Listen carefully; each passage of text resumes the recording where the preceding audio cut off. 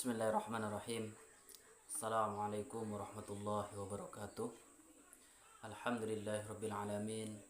Salatu wassalamu ala asrofil anbiya'i wal mursalin wa ala alihi wa sahbihi ajma'in. Hamdan wa syukran lillah.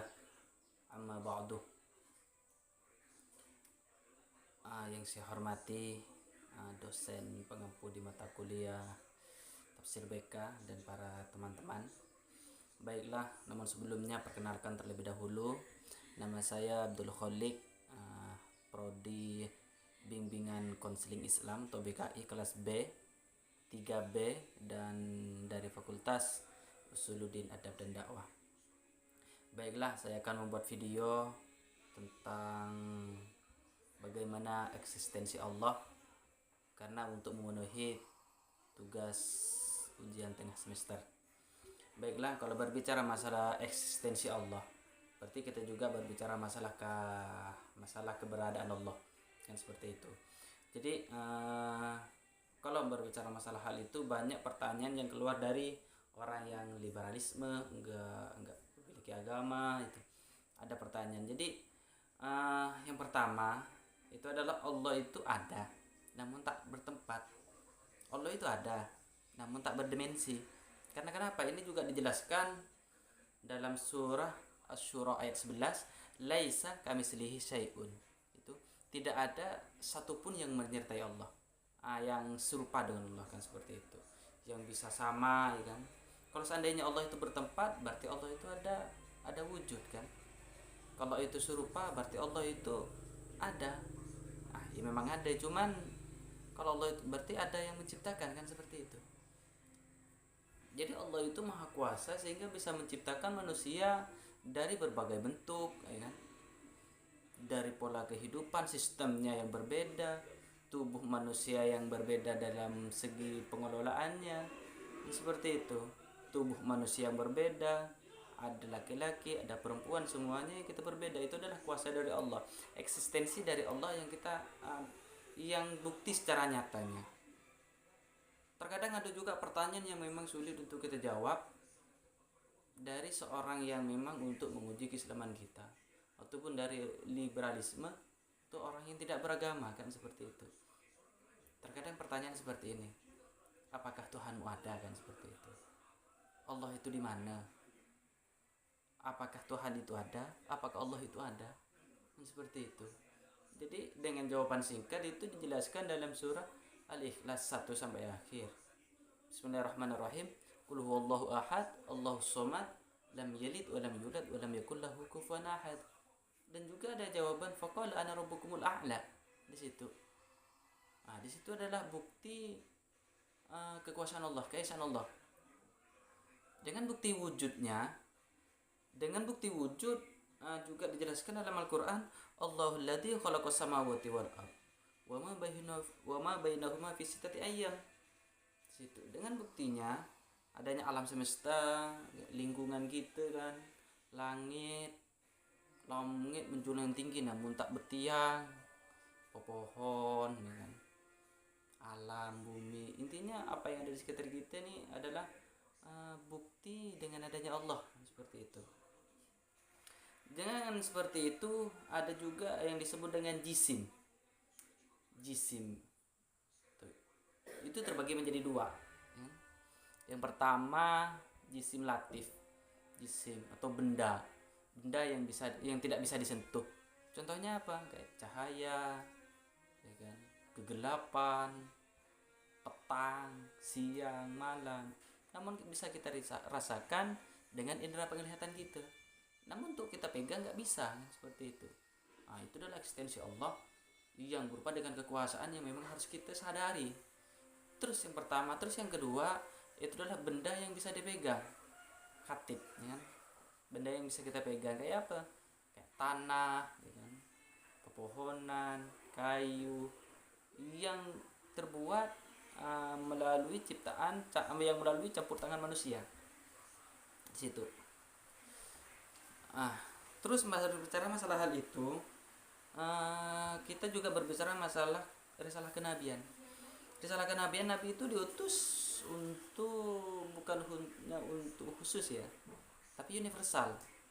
Nabi itu diciptakan universal untuk semua kalangan, baik itu yang kafir, yang Islam, seperti itu. Bahkan tidak ada satu orang pun yang memaksa bahwa kita itu harus berislam. Cuman Nabi itu diutus yang pertama, apalagi Nabi Muhammad itu innama bu'istu liutammima makrimal akhlak, hanya untuk menyempurnakan akhlak. Kalau akhlaknya bagus, insya Allah semuanya akan bagus. Kalau ibadahnya bagus, semuanya akan bagus. Karena apalagi sholat ya kan, sholat itu adalah disebut dengan tiang agama. Kalau tiangnya pondasinya kuat, insya Allah akan kuat. Kalau sholatnya nggak diterima, insya Allah yang lainnya juga nggak akan terima. Karena apa?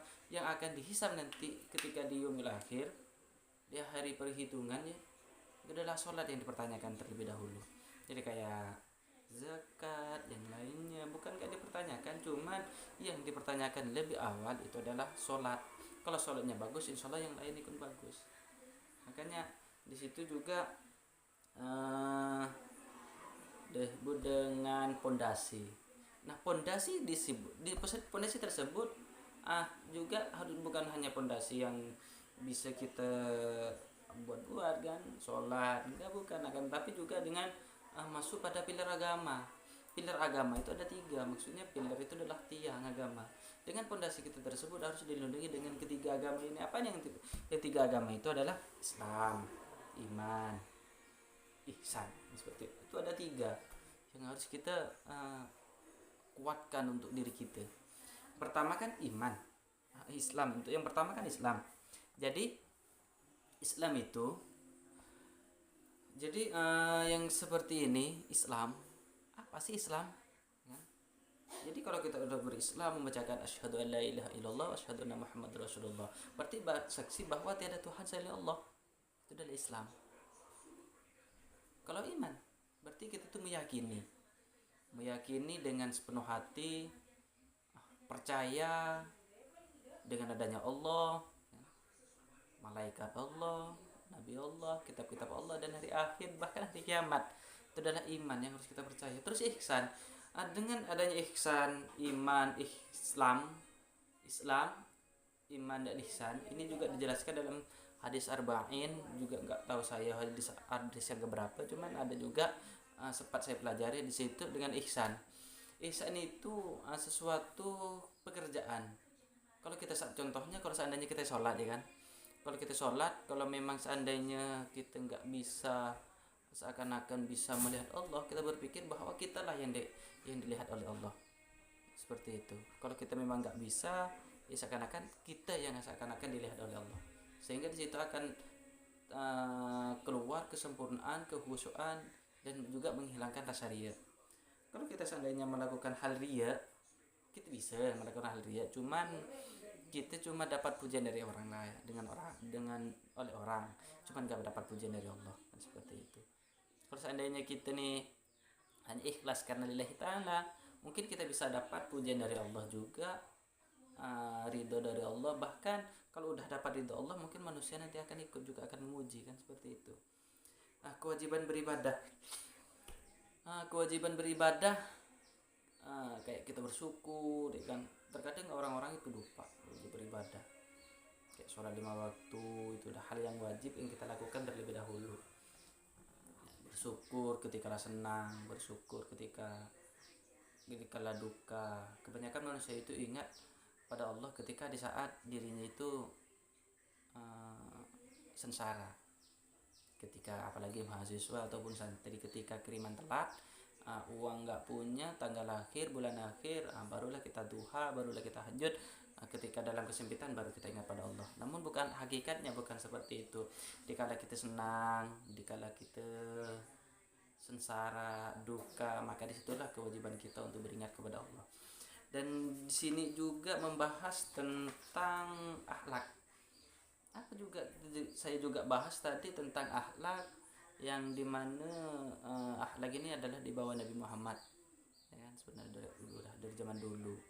Cuman akhlak sekarang itu kebanyakan santri itu mengatakan bahwa barokah itu tidak ada. Sebenarnya bukan barokah yang tidak ada, cuman cara jalannya itu, jalan untuk menuju barokah itu yang tidak ada. Kalau barokah tetap, Berbicara masalah akhlak itu adalah suatu karakter yang melekat dari jiwa manusia. Ya. Secara pengertiannya secara akhlak, secara etimologis dari kata al-huluk, ya kan? Dari kata al-huluk yang berarti tabiat atau budi pekerti. Disitulah yang memang harus melekat pada diri kita. Jadi kalau berbicara masalah hal itu, akhlak itu terbagi menjadi terbagi menjadi tiga, kan? Jenis-jenis akhlak itu menjadi tiga. Jenis akhlak yang pertama akhlak jawariyah. Apa itu artinya? Dari segi anggota tubuh kita, aktivitas dan fisik kita itu kita sembahkan pada Allah. Seperti itu kayak sholat, itu kan melaksanakan dengan aktivitas fisik dan juga pikiran dan niat, ucapan juga kita laksanakan semua. Itu adalah yang pertama, jenis yang pertama. Terus jenis yang kedua akhlak lisan, akhlak ucapan, ya kan? Bagaimana kita akhlak ucapan? Kayak kita berzikir, ya kan? Selalu menyebut dalam setiap ucapannya itu selalu menyebut dengan asma-asma Allah, membaca kayak tasbih, kalimat thayyibah ketika melihat sesuatu yang luar biasa, ya kan? Seperti itu, membacakan innalillah ketika ada orang yang meninggal ataupun yang kena musibah. Itu adalah akhlak lisan. Terus akhlak kolbu, yang ketiga adalah akhlak kolbu. Akhlak kolbu, akhlak yang memang dari hati, niatnya kita itu selalu niat baik, berpikir niat baik untuk apa yang kita lakukan itu selalu kita niatkan lillahi ta'ala, bukan karena Allah. Itu adalah jenis-jenis akhlak. Tapi kalau akhlak kita tinjau dari sifatnya itu ada dua. Yang pertama akhlak akhlak al-karimah. Akhlak karimah itu adalah yang mulia atau bisa disebut dengan mahmudah, terpuji. Itu adalah yang pertama. Terus dilihat dari jenis sikapnya juga, yang kedua akhlak asyiah, jelek ataupun disebut dengan mazmumah. Nah, di situ itu buruk, ya kan? Terus pindah lagi, kalau kita lanjutkan dengan hal yang seperti itu kepada prinsip dakwah. Pada intinya berbicara masalah prinsip itu adalah berbicara masalah komitmen kita, ya kan? Yang pertama yang harus dimiliki oleh seorang pendai, pertama tidak boleh memaksa, ya kan? Dan yang harus diutamakan itulah rahmatan lil alamin, bukan lil insan, bukan karena untuk manusia, ya kan? Tapi kita untuk manusia, namun niatnya kita untuk Allah, ya kan? Seperti itu. Terus tidak boleh memaki komitmen prinsip kita itu, tidak boleh kalau seandainya kita ini Islam, ya kan, kita berdakwah, namun berdakwah pada orang kafir kita memaki sesembahan, itu nggak boleh, kan? Tidak boleh memaki sesembahan orang lain, biar tidak terjadi sesuatu yang tidak diinginkan. Terus tidak boleh mengintimidasi ataupun memaksa seorang untuk beragama. Oh, kamu harus beragama Islam, kalau nggak beragama Islam nanti kamu akan sakit, kan? Seperti itu nggak boleh. Tapi yang terakhir tidak boleh memaksa, dan yang paling terakhir itu adalah kebijaksanaan, bijak. Jadi seorang pendakwa itu adalah harus bijak, kalau berdakwah harus melihatkan situasi dan kondisinya.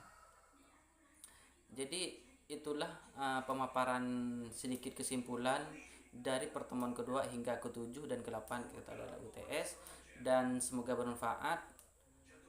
Wabillahi taufiq wal hidayah. Akhirul kalam. Wassalamualaikum warahmatullahi wabarakatuh.